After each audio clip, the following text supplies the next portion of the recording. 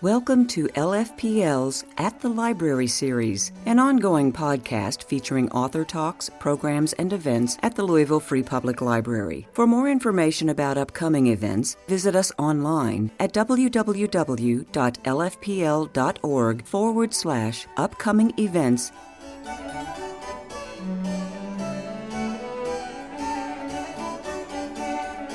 All right, so tonight we have a guest author, Dr. Frederick Hess. Thank you for being here. And he is going to be in discussion with our own Sam Corbett. I'm going to tell you a little bit about Sam, and then he's going to tell you more about Dr. Hess, okay? Sam, I do remember Sam Meyer's formal wear. We hope you do. Right? There you go. I'm not from Louisville, but I did know it, even though I wasn't from here. When Sam left Sam Myers, he turned towards education, serving on the Jefferson County Public Schools Board and with the Pritchett Committee for Academic Excellence and with U.F.L. Sam, can you tell us more about Dr. Hess? Thank you. Mm-hmm. Well, Dr. Hess, welcome to Louisville. Hey, thank you. You mentioned you have been here before, but it's been a long time. A long time. We're glad you're back.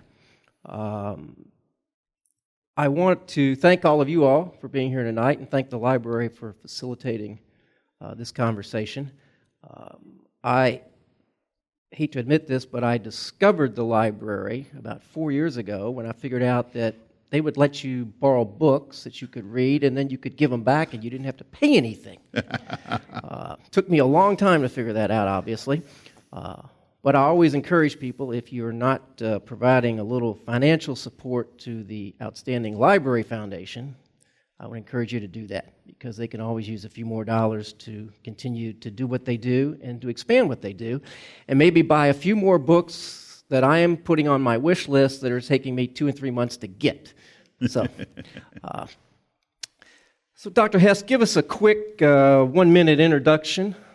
Introduce yourself. Sure. Tell us what you've been doing the last couple of years, and then we'll jump into the book. Sure. Hey, nice to be here with all of you. I started out in this stuff. I was a terrible student. I hated school. I got beat up through about 7th or 8th grade, and then I spent high school mostly bored. Got into one college. I went there and turned out I actually liked school. I just didn't like everything we did with school.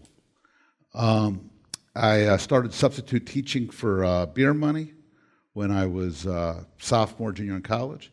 I kind of liked it. People said, well, if you like substitute teaching, everything's better from there. Went and got my master's in education and got my teaching credential. Taught high school for a couple of years down in East Baton Rouge Parish, Louisiana, but got extraordinarily frustrated. And because I am not a person who's willing to kind of suffer indignities because it's the right thing to do, I said I got to get out of Dodge. And so I went back and did my PhD, and my PhD was trying to understand why the stuff that I experienced in Baton Rouge seemed such a taken-for-granted part of the K-12 experience. My dissertation was my first book, came out about a quarter century ago with Brookings Institution. It was called Spinning Wheels. I was trying to study school reform in the 1990s, but I couldn't because every district was doing everything. Average district was launching a major reform every 13 weeks. The only sensible response on the part of educators when they're dropping a new reform on you every 13 weeks is to close your door and tell each other this too shall pass, which basically makes schools reform resistant. I got a job as a professor at the University of Virginia, but as somebody who was skeptical of licensing teachers and kind of open to school choice, I caught a lot of grief. I got chased out of University of Virginia and got hired at a think tank in D.C., the American Enterprise Institute, where I started the education program a little over 2 decades ago. And ever since, I've been at AEI. Over the years, I've taught at Rice, Harvard, UPenn, Hopkins, various places. I've written some books, and over time, it's been interesting because education used to be pretty purple back in the Clinton, Bush, Obama years. As America has grown polarized, education has grown aggressively polarized. And so one of the things that's happened is a lot of my work has been trying to hold up the mantle of what I think of as a principled, conservative approach to school and college improvement in a field where so many of the underlying notions of where right and left stand have shifted dramatically. So, and that's kind of what brings us here today. Well, that's a perfect lead-in for my first question. So we do live in a very polarized country. We're a week out from a major election, obviously. And when the library reached out and invited me to be here tonight, when I read the book, it's Getting Education Right, A Conservative Vision for, well, you all can read it. And immediately I go, because I don't necessarily describe myself as a conservative. And so I had maybe misconceptions of what a conservative is, at least as it relates to your definition. So what's your definition of a conservative? Sure, I'm not happy to. First off, in America today, politics has very much become a tribal kind of blood sport. So when you hear conservative or you hear liberal, it tends to be which team are you on? Right. And we tend to think Republican, Democrat. And that's fine. Democracy has always been a messy thing. In the election of 1800, Jefferson and Adams warned that each other was going to be the end of the republic. So we've always had these issues. But I'm not a politician. I'm not running for office. I don't have to worry about being on this team or that team. So for me and for my co-author, Mike McShane, we're not thinking in terms of which team we're on. When we say conservative, what we mean is an intellectual tradition. For those of you who actually like this kind of stuff, we mean Burke and Kirk, Burnham and Buckley. What we're talking about is a series of values, a way of seeing the world, which we regard as rooted in conservative norms. Now, different people, just like there's different strands of progressivism, there's different strands of conservatism. There are conservatives who read this book and argued with us because they're like, that's not what we mean. That's fine. It's a complicated world. Well, we can talk a little bit about but what we're trying to sketch out here is not a political vision, not a vision which appeals to folks on one side of the aisle or who pull a lever for this or that, but a series of values. And if folks who regard themselves as independents or Democrats go, that's not conservative, that's just common sense. Our response is fantastic. Let's, if we can find things that we agree on, that I regard as principled, I think that's good for all of us. So for the benefit of you folks, Dr. Hess's book really kind of follows, I guess you could say somewhat in chronological order, because he talks about early childhood, he talks about K through 12, he talks about higher ed. So I thought I might kind of follow your outline there. One of the things you say in the very beginning is you mentioned that there are 8 beliefs that anchor our approach to education. And the first one really caught my attention. I mean, they all did, but the first one where you say education should be a handshake. And I'll let you explain what that means, but my takeaway was that if we're going to be successful, we've got to get families and parents and other folks engaged in a youngster's educational experience, which nobody's going to disagree with that. That's right. My question is, what do we do with the percentage of our families that are, for whatever reason, not engaged, checked out, and we can't find a way to get them involved? Yeah, that's right. So there's a couple things. So first, those who've been doing this long enough will remember that back when I used to supervise student teachers for Harvard's ed school back in the 1990s. And back then, if you went into a high school in Boston, and you had a student teacher in front of a class, they would teach, and you'd sit down and you would do the debrief with the coach and the student teacher. And I remember saying, hey, how do you think you did? And the coach would say, he did great. And I'd be like, I don't know, it looked to me like a bunch of kids weren't paying attention. And I remember a mentor teacher saying, all the kids who were here to learn were locked in. And this was very much part of the culture of schooling once upon a time, that the kids had to be there to learn, and the teachers weren't expected to teach the kids who weren't. And we defined kids that was about neighborhood, it was about class, it was about race. And one of the great bipartisan victories of 25 years ago was we redefined the teacher's job in a fundamental way, that the teacher's job became finding a way to teach every kid. And that was a very deep sea change and healthy one. The problem was, like is so often the case, we went too far. Because one of the things that happened was when we started saying no excuses, no child left behind. We said it's on the teacher, it's on the school. Well, it's not just on the teacher and on the school, because education's a handshake. It's a handshake between a student and a teacher. It's a handshake between a family and a school. If a kid's going to bed at 2 a.m., texting and getting bullied until the middle of the night, and then is oversleeping and not doing homework, I don't care how good a teacher you are, the deck's stacked against you. Education has to be about parents doing their part and schools doing and teachers doing their part. And what's happened, now there's always going to be some parents who are not in a position to do right by their kid. But we have become enablers. We have ceased to set expectations. We have ceased communicating to parents. It's amazing when you do focus groups how many parents don't know what it looks like to support their child in school. They don't know that they're supposed to take away their kid's cell phone at 8 o'clock. They don't know that they should be getting their fifth grader to bed by 8:30 or 9. Nobody's telling them these things. And so what's happened is it's not only that there are going always to be occasional instances that we have to figure out how to support those children, but that we have knocked the struts out from under families so they don't know what's expected, and we have gotten away from the kind of culture of expectation that tells parents, you have a job to do here. So is it simply a matter of, or not simply a matter, but a matter of maybe we need to, in some cases, educate the parents as much as we need to educate the student?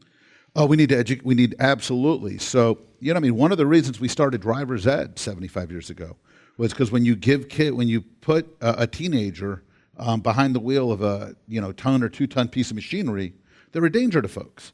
And parents maybe have 1 or 2 or 3 16-year-olds in their life. Schools have a couple hundred 16-year-olds every year. So it made sense for schools to take some of that and help parents know what to expect. Well, we've got a similar dynamic going on with cell phones today and with social media.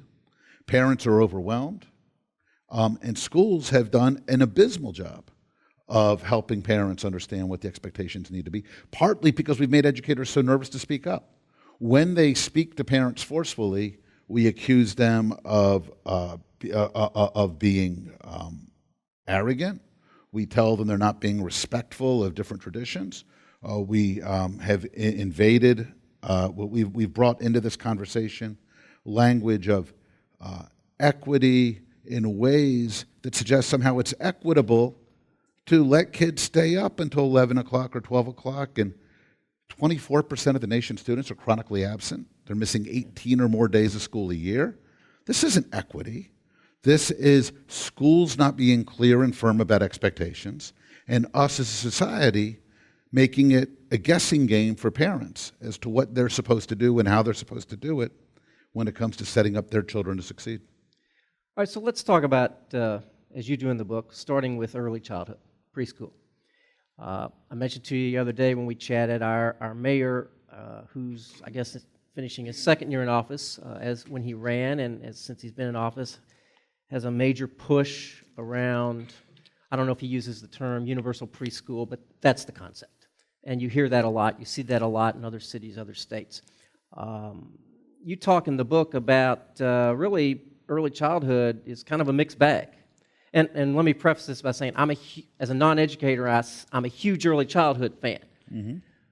But I also agree with what you said in the book, and that is that we can't necessarily institutionalize preschool where you add grades to the front end, as you mentioned, versus all of the not-for-profit, church-related, other preschool operators that already exist in the community. So what's the early childhood answer? Yeah, no, it's a great question. I mean, part of it is, so much of this at one level is intuitive. I'm with you. It seems to me that making sure that kids, when they're 3, 4, 5, have an opportunity to be challenged, to develop, numerical sense, an understanding of colors early on, to make sure they're stimulated and engaged, is awesome. It's healthy. It's the right thing to do. We want to prove that this works, but the challenge there is that the proof is much less compelling than you might have been told. In Tennessee, for instance, are running a major randomized control trial over the last decade, which actually found that kids who were in the preschool programs were worse off than kids who weren't in the preschool programs. People will point to the famous preschool programs like Abecedarian or Perry Preschool these tiny little boutique programs, 40 or 50 or 60 kids from the late 1960s and early 1970s. But what they don't tell you is that it wasn't just a preschool. It involved home visits. It involved intensive supports. So, yeah, if we're talking about intensive, extraordinarily expensive, gold-plated wraparound services, I believe that helps. But it turns out that most of what we've done as early childhood doesn't deliver the results that we'd hope for. Now, what's happened when folks have tried to do industrial strength early childhood, like Mayor de Blasio up in New York about 8 or 10 years ago, is what they did was they basically stapled a grade or two on the front end of New York City's K-12 system. So you're now taking little kids, 4-year-olds, into big New York City school buildings where they're in the same place as 11 and 12-year-olds with all the language and all the behavior. You're putting them on, you've got to get them to school, so that means potentially putting 4-year-olds on buses. It means that you're on the school calendar, so you've got early childhood not on a parent's work schedule, right, but 180 days a year on the teacher contract that runs school-time hours. So if you're a parent who works a swing shift or non-traditional hours, like 35% of working-class Americans, it doesn't actually solve your child care needs. And you've got all the same issues with school closures. You would have been out of luck. So what am I for? I'm for programs which give families a lot more flexibility. About half of all kids today are actually in what we call friend, family, and neighbor care. A lot of this is 4- and 5-person early childhood situations. You've got church-sponsored care. If somebody wants to say, we want to help make sure that families have the resources so they can pick the environment that's right for them, and school districts can try to expand their offerings alongside that, I don't have any objection. This is important both for working parents and to make sure kids are in environments. But I get very nervous when people start talking about big, kind of bureaucratic, 180-day-year solutions, which still leaves parents at loose end a huge amount of the year. So not that any of us would repeat this, but if somebody from the current city administration reached out to you and said, we're chasing this preschool idea, give us some free advice, what are you telling them? Governor Youngkin of Virginia has actually rolled out a program that I quite like. One, it's trying to consolidate a whole bunch of philanthropy and federal and state supports into a kind of ATM card for the relevant families so that it's much easier for especially working class or low-income families to put the resources together. 2, they're working with the higher ed system so that where you've got underutilized buildings, you're actually making those available for early childhood. In most states, you have extraordinary, frustrating barriers for folks trying to do early childhood. So that in Kentucky, for instance, if you're a K-12 teacher, if you're certified in one of the 170-odd districts, you can go to another and you're still certified. In early childhood, in most states, you actually have to go through licensure all over again to move 10 miles across the state in terms of what you're doing. So it's about impediments, it's about finding space, it's about making it easier on parents. They're building a searchable portal so that families who aren't plugged into the PTAs have a way to kind of figure out what the options are in their community. Those are the kinds of things that I think are first steps. So let's jump to K-12. You talk about, and I made a note, I wrote down, great schools, 3 words, formative, flexible, human. What's that mean? So formative, first off, that, Mike and I were, in the book, we worry that too much of education has become performative. We tell the story of the teacher who took to the back page of Education Week, Education's paper of record, to write an essay about how she leads students when they're reading Shakespeare. She has them stop every time she disapproves of a phrase because she thinks it's misanthropic or misogynistic, and has them go thumb up or mostly thumb down and boo Shakespeare. I don't know that that's, for me, engaging students. If they like Shakespeare or hate Shakespeare, I'm good with that. But I don't think the job of the teacher is to tell the students how to feel about what they're reading. It's to help the students wrestle with it. So that's formative. I forget the other 2 you said. Flexible. Flexible. Look, kids are different. Families have different needs. Families work on different schedules. Ed Choice, for instance, does a monthly survey of parents, and it turns out that ever since the pandemic, 50% or more of parents and teens have said that they would like their kid to be able to go to school from home at least one day a week. Doesn't mean they want to be homeschooled. 80% or more want their kid in school several days a week, but it means they like the flexibility of getting to do their homework with the kid, of getting to see. That's flexible. Flexible means that if you are running language programs, that kids have options, that they can speak Arabic or Mandarin, not just French and Spanish. But it's hard to find teachers for a lot of these subjects, especially, say, in West Kentucky, I'd imagine. So how do we start to use new tools, technologies, delivery options to? And then human. I mean, one of the things that's frustrating for me, I think, on both right and left, is that during, say, the No Child Left Behind era, it was very easy to start talking about schools like you would talk about building a house. It was all about what's the adequate yearly progress target, and where are we, and what schools are in needs of improvement, and what do we do to our reading and math and science course, because that's all that No Child Left Behind wrestled with. And those things are important. I think it's important that kids be able to read. But at the end of the day, for me, what makes a great school is it's the 10,000 little hard-to-see things that happen each day between teachers and kids. What makes a great teacher is knowing when to put a hand on a kid's shoulder and when not to, when to challenge a kid and when to be gentle. And these are things that tend to fall out of our conversations about licensure and accountability.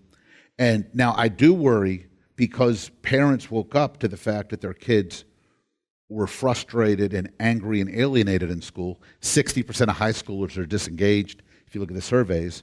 And so now we've almost gone too far sometimes in the other direction of whatever the kid feels that day. If you don't feel like getting out of bed, honey, we're not going to make you go to school. Huge numbers of this happening across the country. But what makes a great school is not any one formula, but it's finding teachers and school leaders who create a culture where those 10,000 little interactions between educators and students and between student peers create an environment where kids feel valued, where they feel challenged, where they feel like there's actually attention to excellence. We all know that there's a huge teacher shortage, really nationally, maybe internationally. Clearly in Louisville, Kentucky. You talk in the book about some of the barriers, obstacles that we have, that systems have in trying to recruit people to the teaching profession. Talk a little bit about that. Yeah, I mean, it's important to keep in mind, we often forget this, that we've got a teaching profession which is beautifully designed for 1924. Teaching in America used to be a male profession. 200 years ago, 90% of the nation's teachers were men. We feminized teaching on purpose because when Horace Mann and his colleagues were worried about this terrible influx of Catholics into the U.S. in the 1830s and 1840s, they wanted to build a lot of schools where the Catholic kids would learn to read the right Bible, the King James Bible, so they would be less Catholic. And in order to staff these schools, they needed lots of cheap labor. Well, you didn't have enough men who wanted to teach for predictable periods. So what happened was they created special schools to train women to teach, normal schools to teach them the norms. Men would teach these places. And they could pay the women about 50 or 60 cents on the dollar, what they had to pay male teachers. And by the years after the Civil War, the American teaching profession was 75 or 80% female. And that set the norm. And we had a century with that model. Over half of college-educated women became teachers. They weren't going to go anywhere else. In the 1950s, 1960s, average college grad was only going to have a handful of jobs before they retired anyway.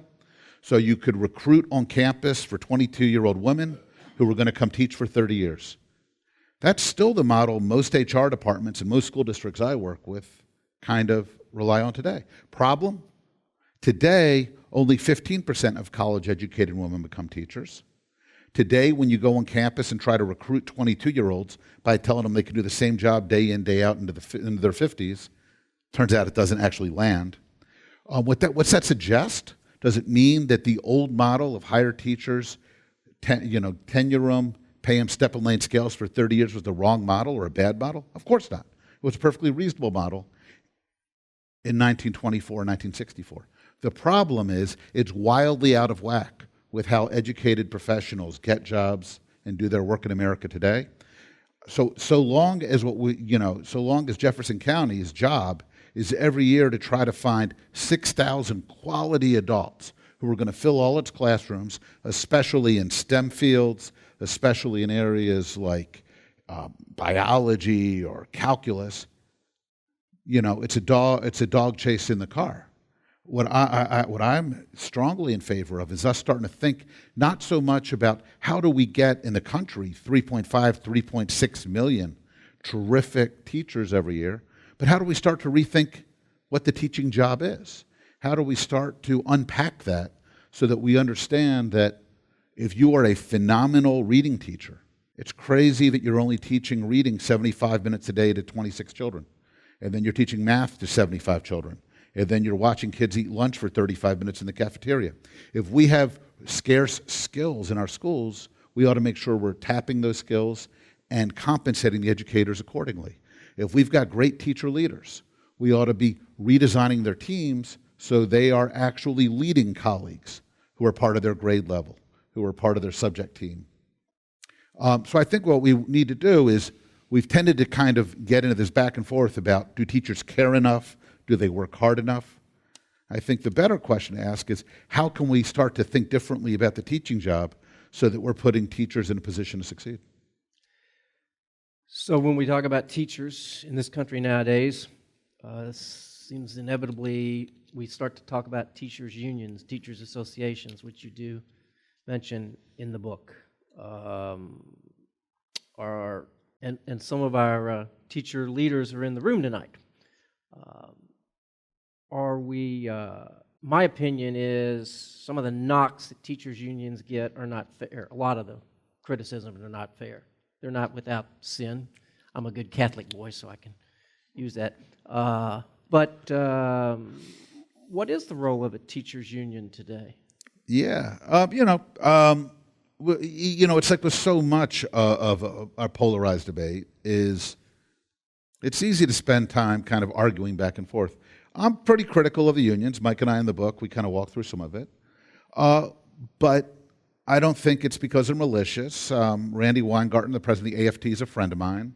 Becky Pringle, the president of the NEA, is somebody I've known for many years and have, I think, a good relationship with. But look, the job of unions is to represent all of the teachers who work. And a century ago, for instance, the fight for tenure protections I would have found much more sympathetic.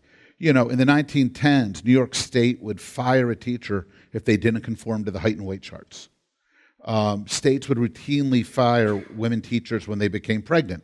It was thought to be non-hygienic and raise uncomfortable questions for school children. During the Palmer Raids period after World War I, somebody saying you were a communist was enough to get you fired in most states. So in that time and era, tenure protections for teachers made all the sense in the world. Today we have this thing called the Equal Employment Opportunity Commission. We have pretty stringent job protections related to those kinds of criteria.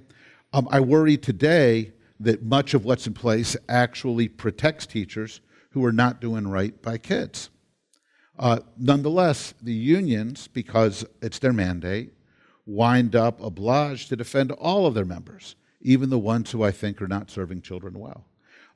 Teacher unions have settled on the step and lane pay scale that was introduced in the late years of the 1800s, early 1900s, which I would have thought once made sense when women teachers made half of what male teachers did, when high school teachers made twice as much as K-8 teachers.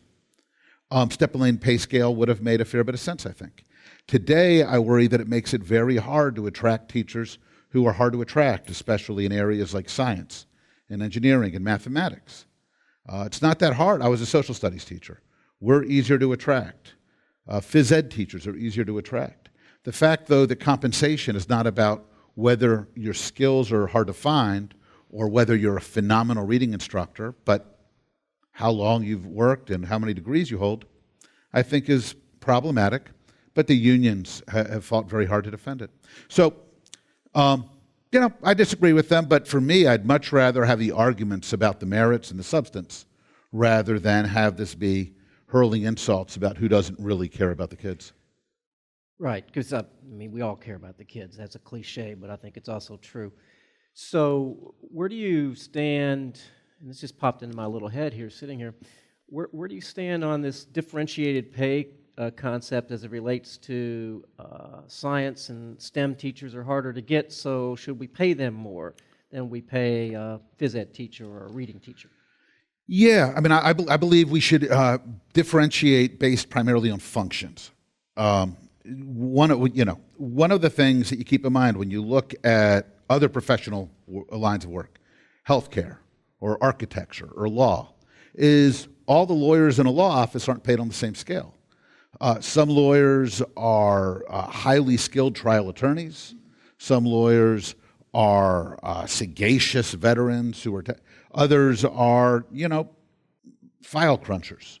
And part of the compensation is not just what kind of law you practice, but how much value you add to the firm. I think, one of the opportunities here is that most teachers are on a 190-day contract, which means lots of incredibly talented teachers wind up tending bar or painting houses all summer. Well, that's nuts. Part of the opportunity here is that people who are skilled educators ought to have the opportunity to help onboard new hires. We ought to be able to displace some of the folks from central administration and put some of those dollars in allowing teachers to spend the 3 months in the summer fine-tuning curriculum instruction for the coming year. So I also think that it probably makes sense to pay teachers who have specialties that are harder to find, math and science or special education, right, more than folks who are easier to find. But I worry that when we fixate on that, we're missing the point, which is some teachers bring valuable skills that make their schools better, their colleagues better, do right by their kids. And if we're paying taxpayer money for educators, it ought to be a reflection of how much those educators are able to bring into the schoolhouse to serve the community's needs. Okay, let's graduate from K-12 and talk a little bit about higher ed. And is it a fair statement for me to say that you and Mike were somewhat critical of higher ed?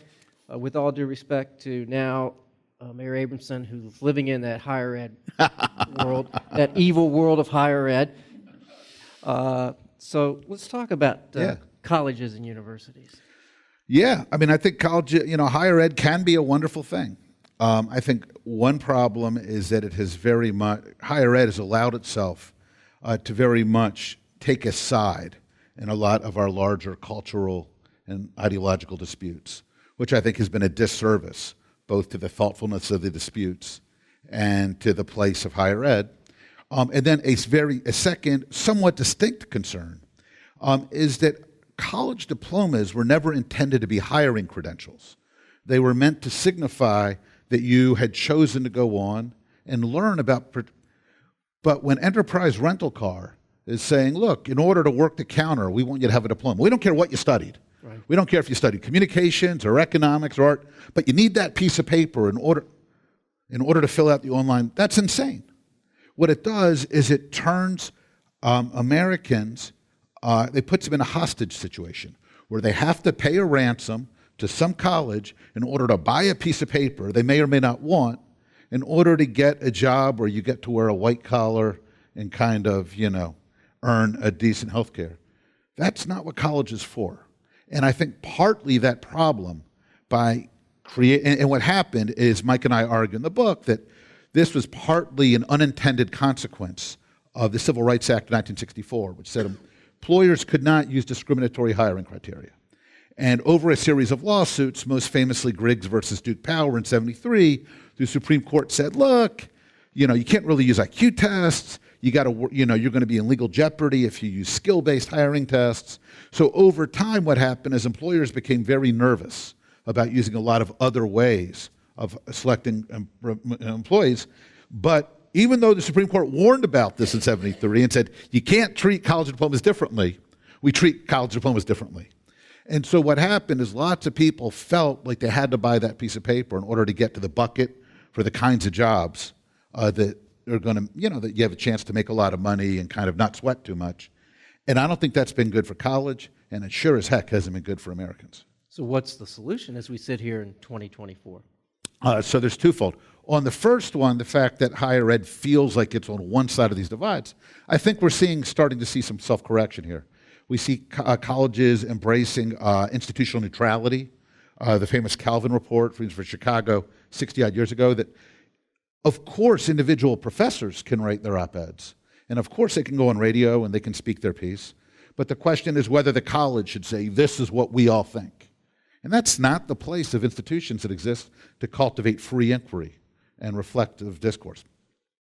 We're starting to see, I think, some attention to whether or not higher ed can figure out how to ensure that all kinds of perspectives feel more welcome on campus. On the second piece, we're actually seeing some progress. So governors, both Republican and Democrats, have taken actions to uncover jobs, say you no longer can demand a college diploma for a job. It's got to be a matter of skills and experience.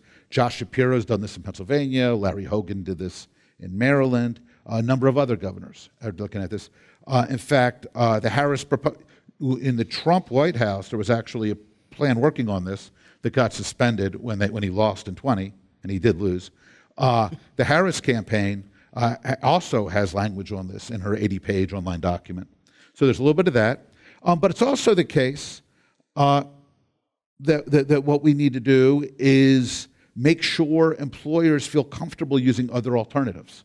So for instance, what we need is the National Association of Manufacturers to work with the Department of Labor and see if they can't develop and approve some of these hiring criteria so that the lawyers the lawyers who work for major employers don't get very nervous if they try to use these, so that they feel confident these things will stand up if anybody challenges their legality. And if you start to do that, start to create the opportunities, and then start to create viable alternatives to college, then for folks, whether they're 18 or 38, it's a choice. Do they want to go to college because they think it's a good and important thing to do? Or do they want just something that will let them help them get these other jobs? And they have that, and I think that creates a healthy dynamic in which colleges will also maybe be taking a second look at how much they cost and how relevant their skills are in ways that'll work for everybody. I mean, as you're talking, I'm sitting here. If I'm a college president or I'm a board of trust of a college, I'm not very comfortable and or excited about the prospect of what you just described. Correct. Yeah. No, they get very. You just carved out 20% of my enrollment. Yeah, they get very frustrated with me when I say things like this. And again, this is one of the funny things. Some people have said, well, Rick, why did you even bother saying it's a conservative book? Why not just it's a book of ideas or whatever? Well, partly because, it matters where we come from. There are progressives who will talk about kind of college credentialing the same way I do. But they get a lot more grief because you're supposed to be on the team. They're team higher ed if you're on the left. Right. If you're on the right, you have a lot more room to kind of anger the presidents of elite colleges because they're already angry at me. So let's talk a minute about what we've seen with some pretty famous, prestigious universities and colleges. It seems like the last year or so around the campus protest and the issue over the Middle East and the Jews versus the Palestinians and the back and forth, and university presidents in some cases who are finding themselves as former university presidents. What's going on there? Yeah, I think what happened, it's funny, Claudine Gay, who was the short-term president of Harvard University, was an old classmate of mine. We did our doctoral. And you're a Harvard alum, correct? Yeah, so I did my, and back 30 years ago, she and I spent a lot of hours together in classes and such. And it was funny, she never struck me as somebody who was particularly given to kind of the DEI philosophy. But what happened was we got to a point in higher ed where this stuff started to overtake campuses. So that if you wrote on the sidewalk in 2016, Trump, you could be brought up by a bias response team and investigated by your campus. We had a professor, Lauren Kipnis, at Northwestern University, who wrote a scholarly article critiquing the Title IX investigations is lacking due process as being a witch hunt, under which, and for writing an article, she was investigated by the university's Title IX. So you had a lot of this stuff, I think, that had gone too far. And what happened after Hamas, invaded Israel and murdered children and burned mothers to death and took a couple hundred hostages, campuses were suddenly paralyzed because in the way that they had been framing these DEI conversations, Jews, I'm a Jew, we're white people. We're privileged in the hierarchy. And Palestinians are people who are oppressed in that hierarchy. And so the idea that campuses might kind of come down, UCLA, they would not allow Jewish students to walk across campus. They created a Jew-free zone, and the college was afraid to actually intervene. At Columbia University, students were threatened. The head of the Harvard Law Review beat up a Jewish, who was Palestinian, beat up a Jewish student in Harvard Yard on camera, and there was no consequence. Part of the problem was because I think this mindset that there's oppressors and the oppressed, and the Palestinians had taken such deep root that higher ed was paralyzed. And I think what you've seen play out over the last 12 months was higher ed realizing that had gotten to a point that was no longer viable. I think Chairwoman Virginia Foxx of the U.S. House of Representatives deserves enormous credit for kind of forcing this issue into the light. I think boards of trustees started to see this stuff playing out on social media, and I think the newspapers started to step up. And I think what you're seeing now is an aggressive correction, and a very healthy correction, which says, look, higher education, colleges exist to be places of learning. If you want to make the case for why Hamas was justified, I'm personally appalled, but that's part of what happens in higher ed. If you want to hold a protest which is respectful and makes a point of view heard, or bring in speakers, that's appropriate. But higher ed does not exist so that we can have a bucolic backdrop for adolescent angst. It's not about shouting down people. It's not about invading. It's not about banging on libraries. It's not about invading classrooms. And I think what we have seen has been a much needed and overdue correction. And I'm hopeful that it's not finished correcting yet, but we'll wind up someplace where, again, we get back, you asked about formative before. Higher ed is supposed to be a formative place where you are formed as a thinker, where you are formed in terms of sharpening your values. It's not meant to be a place where either students or faculties perform for the cheap seats. All right, let's switch to maybe a little less controversial issue, and that is school choice, which is, as you and I discussed the other day, particularly hot issue in the state of Kentucky as we sit here a week away from voting yes or no on a constitutional amendment that millions of dollars has been spent, both in-state and out-of-state money, on both sides of the issue. In the book, you talk about that some people perceive school choice as a, quote, war on teachers and public education. And in the back and forth on the 30-second TV commercials, which I love it because the stations run a yes and then a no back-to-back or vice versa. It's like, that just doesn't seem right. But And as most of us know, I think somebody mentioned the other day, other than North Dakota, we're like the only state in the union who's not moved on this issue. So what should we as citizens of the Commonwealth of Kentucky, depending upon if it's yes or no, what should we expect? Yeah. And I mean, it's, as you all probably do know, Kentucky is one of 3 states with the referendum on choice next Tuesday. It's also in Colorado, there's a similar pro-choice effort, and in Nebraska, there's one to overturn legislation that created choice. Look, I think the first thing to keep in mind is that the world's a complicated place. I am pro-choice. I'm pretty much full spectrum.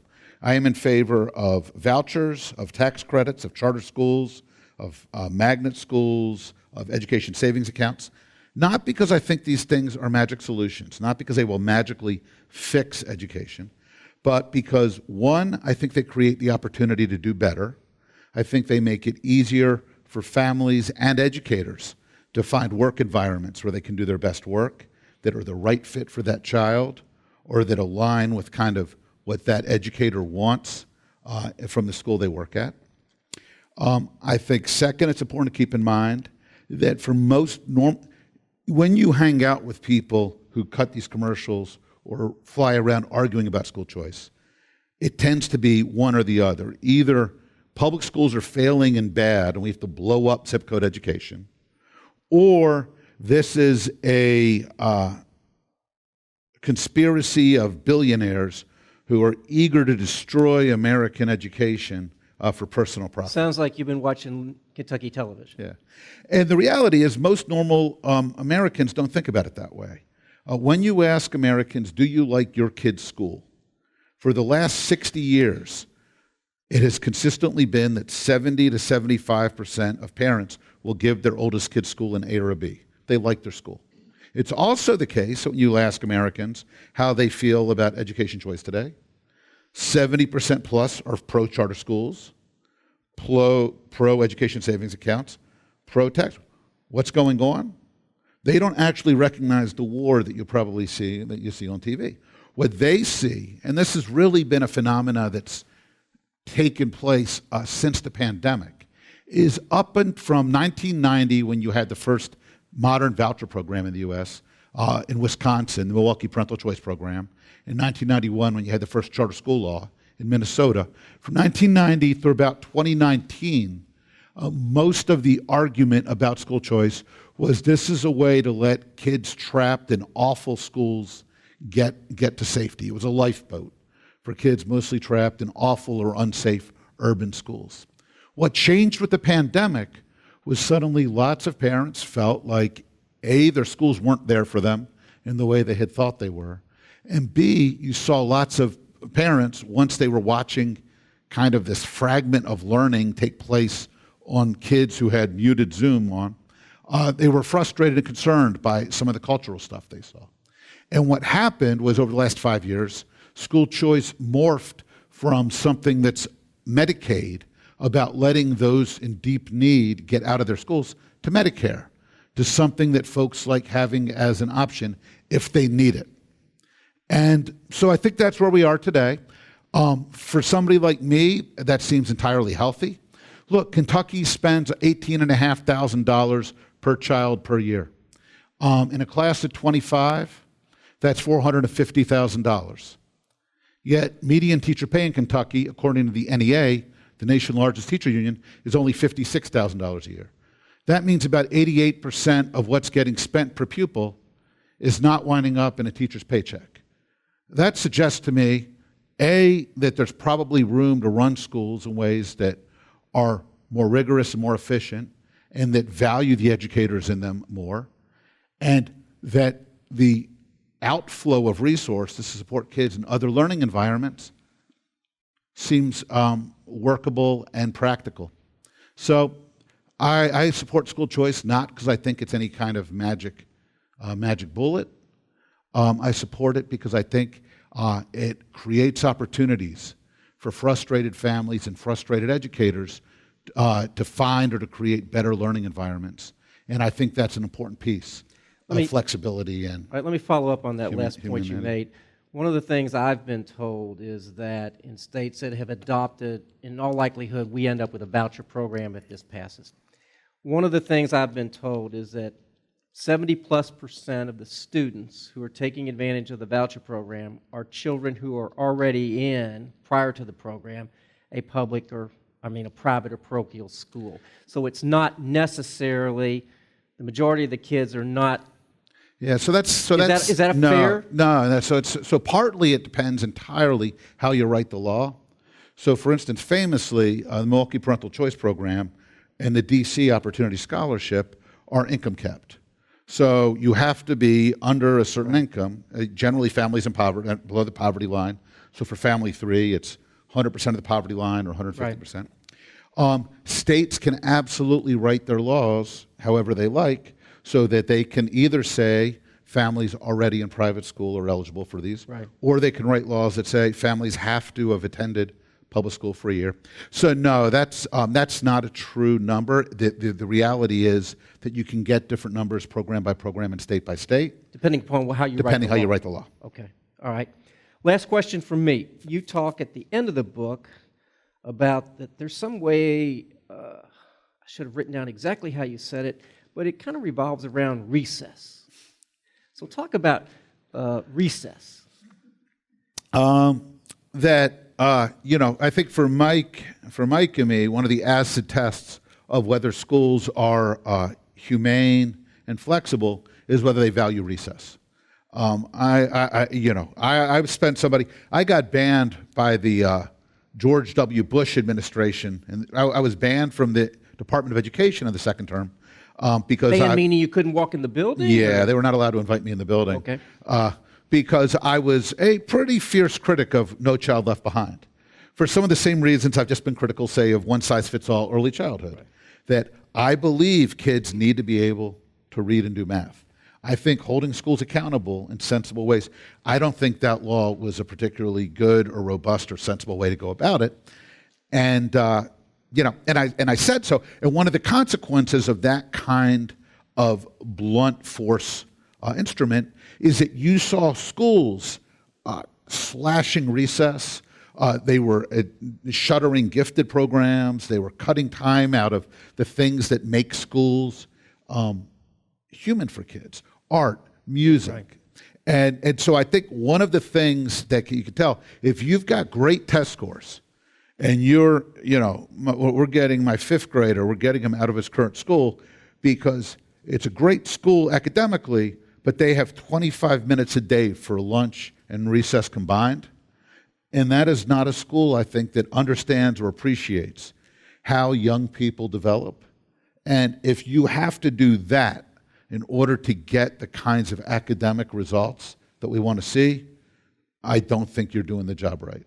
You also talk, and I meant to mention this earlier when we were talking about early childhood, you also talk about, and I 100% believe in this, that we need to incorporate play because they are children, not just with preschool, but with children in general. They are children, and so play needs to be, which is in effect what you're saying about recess. That needs to be part of their day. Absolutely. And we talk about chewing, walking and chewing gum. Part of the problem is schools are actually hugely inefficient with time. Matt Kraft at Brown University did a wonderful study. It should be done 100 times a year, and it's not, which is a real problem. It's the only time it's been done I know of in the last 25 years. He and a bunch of his doctoral students hung out in the Providence, Rhode Island schools for the better part of a year. And what they did was they tracked all the interruptions to class. Kids walking in, adults walking in, kids coming late. The average Providence, Rhode Island classroom had 2,000 interruptions a year, consuming about 60 instructional hours. That's about 2 weeks of school. So here's my proposal to folks in schools. Let's get back half of that 60 hours because we're not actually controlling what's happening in the buildings, because we're not actually keeping kids under control and stopping grown-ups from randomly walking in. And let's put that 10 hours into additional recess time. The kids will get just as much learning, but instead of twiddling their thumbs because they are bored for, 30 hours, right, half that time, because they're bored for those 30 hours. Let's give them 30 extra hours a year of actually running around, playing dodgeball and climbing on the monkey bars. Yeah, I also was struck this morning as I was finishing reading the book about, in some cases, we banned dodgeball and other fun recess activities. At least they were fun 50-plus years ago. And I think they're still fun today. Partly it's that we've become very risk-averse. Yeah. So a lot of schools are nervous about, kids doing any sport. So touch football at a lot of schools are nervous about it because they don't want the kids touching each other for fear of legal liability. And I'm like, look, there's got to be a certain point at which we expect adults to kind of just take some responsibility for supervising kids. And the other part is you find some true lunatics out there who are saying something like dodgeball is a game that teaches kids, violence. And I'm like, we got to get a grip. Yeah. Okay, I don't have any more questions on my reused envelope here, so I'm hoping you all have a few. And if you do, if you'd step up to that microphone that's in the middle and fire away at Dr. Hess. Don't be shy. It's not a shy. And I would encourage you, I was at an event similar to this a couple weeks ago, and we had several people who stood up and gave a speech. Please don't give a speech, just maybe ask a question. Mr. Jones, how are you? Hey, I'm good, Sam. And I'm going to try to ask something about the part of the spectrum I probably know the least about, but and that's post-secondary. I mean, it's great sport to run around and make fun of elite universities and all their foibles, but most Americans who go to post-secondary education don't go to elite schools. Most of them go, if I understand it right, to community colleges. And in Louisville, Kentucky, we don't have any elite schools. So that's all great, really great sport, great divide up the, politics. But what's your message to, the schools where, many of the students are not full-time students? There are all kinds of alternative things going on. There are a lot of undeniable strivers there from all different kinds of backgrounds. And I think for a city like this, where most of the employees are in the essential worker economy more than the knowledge economy, that might be something at least of more interest to me. That's a fantastic question. And the gentleman's exactly right. We get this wrong all the time. 85% of the nation's students are not what you think of as traditional students who start college at 18 or 19 and live on campus. 85% are either later in life, that's part-time. So two big things I would say about this. One is that from the elite colleges all the way down through the community colleges, we have seen a profound erosion in standards. So back in the half a century ago, average college full-time student was expected to do about 20 to 25 hours a week of work at a class. 12 hours a class, so they were working about 30 to 35 hours. And part-time students less. Today, the average full-time student reports that they work about 6 to 8 hours a week out of class. So they're doing, even with class going, they're not even doing 20 hours a week. Schoolwork, not paid work. And in fact, in the 1990s, for instance, 40% of full-time college students had part-time jobs. Today, it's closer to 10%. So they actually work less, and they're doing less. And the question becomes, what are they doing? Well, the Surgeon General's actually got the answer for those of you who've read this stuff. Average kind of 18 to 22-year-old is spending about 7 to 8 hours a day on social media and gaming on their phones. So what's happened is on college campuses, you've got students borrowing money to go to campus to not do much work, not to get a job. They spend less time around their friends than they did 20 years ago, but lots of time on their phones, either social media and gaming. Huge problem. And I think a big part of this, and again, this is from community college up to the fancy colleges, is really getting much clearer about setting expectations for student work.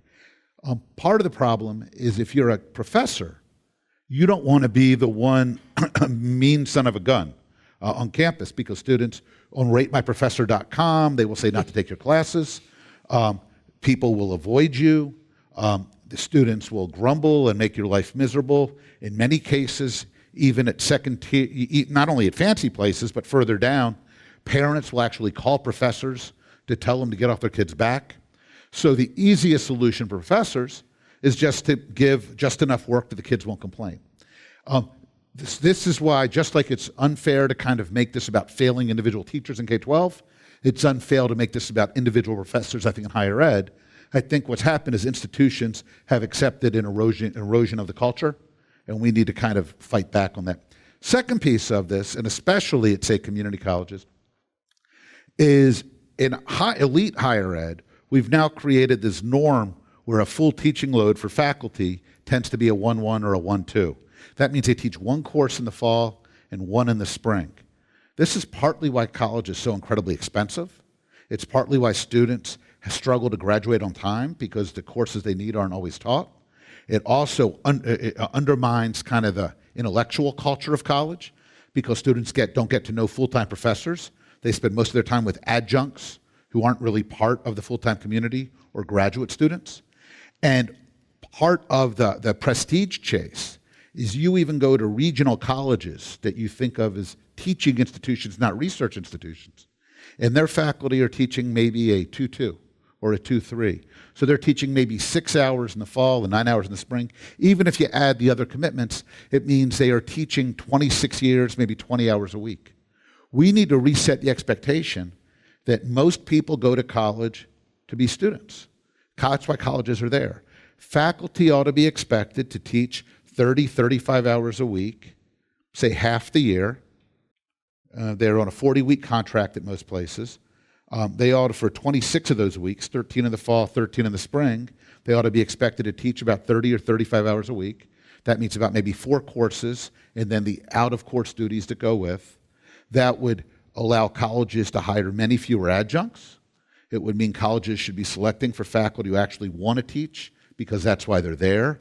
It would make it much easier for students to get the courses they need and graduate on time and find smaller classes. And it will give students much more in the way of academic support.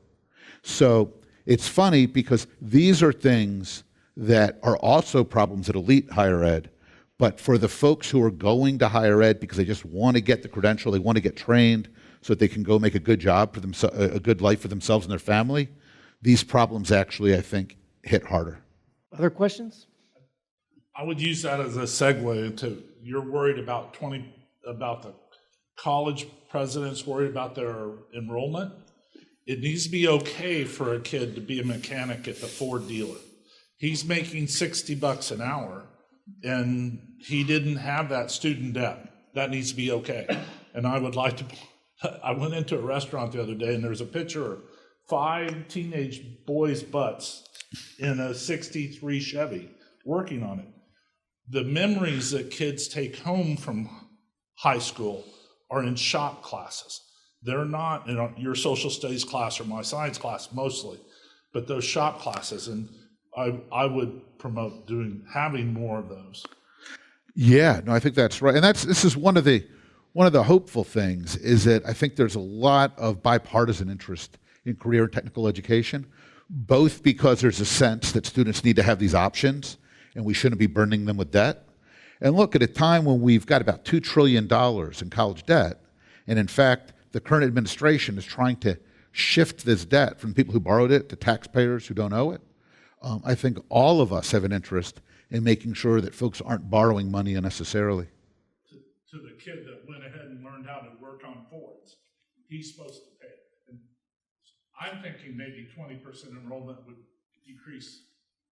If they learn how to finish wood in a house or worked on Fords, my mechanic gets a lot of respect from me. He can do something I absolutely cannot. Well, I brag a little bit on our JCPS friends. I think they've done a really good job in the last, 10 years or so, developing their career tech programs in most of their high schools. So I do give them a high marks for that. Well, let me encourage you all to do a couple things. One, you should buy this book and you should read this book, and I will forewarn you, this ain't no easy read. There were several times where I said, what did they say? I got to reread that paragraph. It's only, to Dr. Hess's credit, it's only 141 pages, but it's worth your time. So stop over and see our friends from Carmichael and pick up a copy of Getting Education Right. And then finally, so Dr. Hess, we pride ourselves on Kentucky on a number of things, and I guess right at the top of the list is, you probably know, we make a little bourbon. So I want to send you back to D.C. with a couple of our finest from our friends at Maker's Mark and then our friends at Brown-Forman and Woodford Reserve. If you're not a bourbon fan, there's probably somebody in your office or in your world that is. So, everybody's a bourbon fan. So thank you for being here. Oh, thank you. Thank you, Sam.